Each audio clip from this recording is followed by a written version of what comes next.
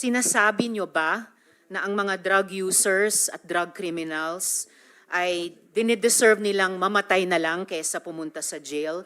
O para i-paraphrase ko si Patricia Evangelista, do some people need killing, Mr. Duterte? Ma'am, presidente ako. Nagagastos ako sa gobyerno. Bakit ako magbubuhay sa mga putang inang yan? Kung yung pera na ipapakain ko dyan sa preso, ibigay ko na lang doon sa mga tao dyan sa walang bigas. So mas okay Walang pong trabaho. patayin sila kaysa ipreso Wala akong pakialam sila? dyan sa kriminal, ma'am. So thank you for making that of record. Alam sa kriminal kung saan silang impernong gusto nilang pumunta. Well, Mr. Chair, for the record, You make your own history in this planet. yes, Mr. Yun Chair. ang gusto nilang mangyari. Doon sila sa impyerno at doon tayo magkita. Well, Mr. Chair, wala namang jurisdiction ng Senado sa impyerno. Dito lang sa bansa natin pwede tayong mag-investigate. Ba't doon tayo pupunta? Well, wala po akong ambisyon pumuntang impyerno pa.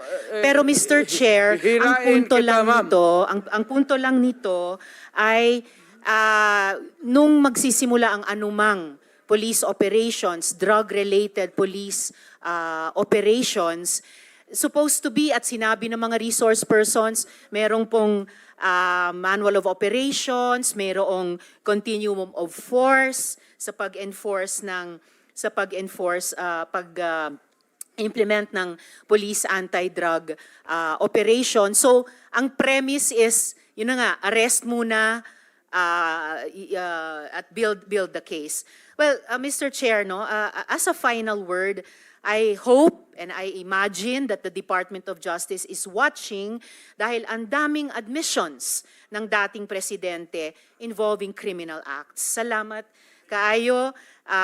Kasaysayan na lang po maghuhusga. Salamat kaayo, Mr. Chair. Thank you, Senator Mr. Ontiveros. Chair. Yes, go ahead, Mr. President. Nagtataka ako hanggang ngayon ang Justice Department hindi pa nag-file ng kaso hanggang ngayon. Katagal lang. Matagal ako pumapatay ng tao hanggang ngayon hindi pa sila nakapile ng kaso. Mr. Chair, another addition to the list that's growing by the minute.